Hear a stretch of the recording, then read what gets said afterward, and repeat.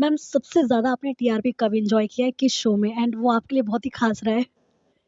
नागिन 1 मुझे याद है वो मेरा रेवोल्यूशन एपिसोड था, जो पहले आई थिंक 25 एपिसोड में मैं सिर्फ़ एक अच्छी माँ बनी थी अर्जुन बिजलानी की। मतलब एक मदर इंडिया का कैरेक्टर था वो, मतलब जैसे अर्जुन बिजलानी तो ऑलमोस्ट वर्शिप करता है अपनी माँ को।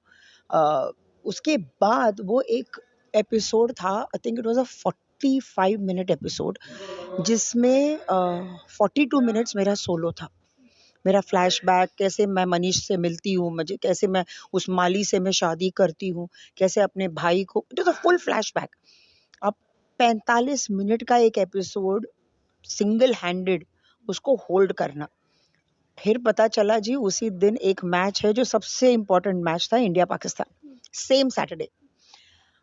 मुझे तो इतना डर लगा, मैंने कहा गए हम काम से, अब तो टीआरपी तो आनी नहीं। और and it was doing so well, नागिन ओपन वेरी ब्यूटीफुली। मैंने कहा कहीं मेरी वजह से ये टीआरपी ना गिर जाए।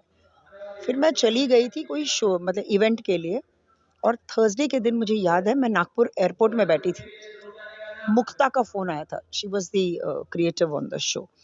तो she said Sudha ji congratulations. मैंने कहा हुआ क्या? बोले we have touch 6.3।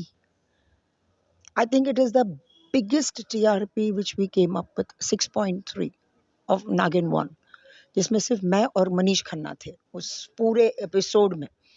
So I think that was मेरे लिए तो मतलब एक थैंक्स गिविंग है।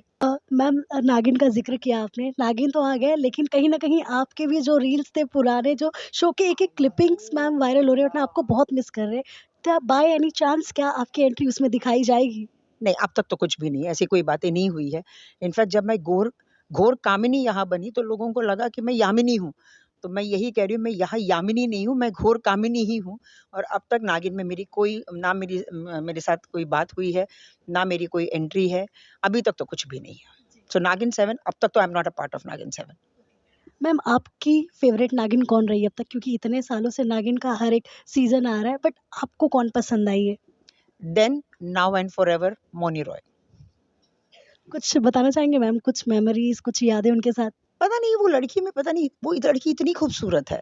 जब वो सेट पे आती थी ना तो ऐसा ही लगता था कि, और उसका चलने का एक स्टाइल भी, उसने एक फॉर्मेट बहुत अच्छा पकड़ा था। वो हमेशा ऐसे-ऐसे चलती थी जैसे नागिन, जैसे एक ट्विस्ट एंड टर्न्स होते हैं ना, प्लस उसकी आँखें बहुत ही खूबसूरत है, बहुत खूबसूरत।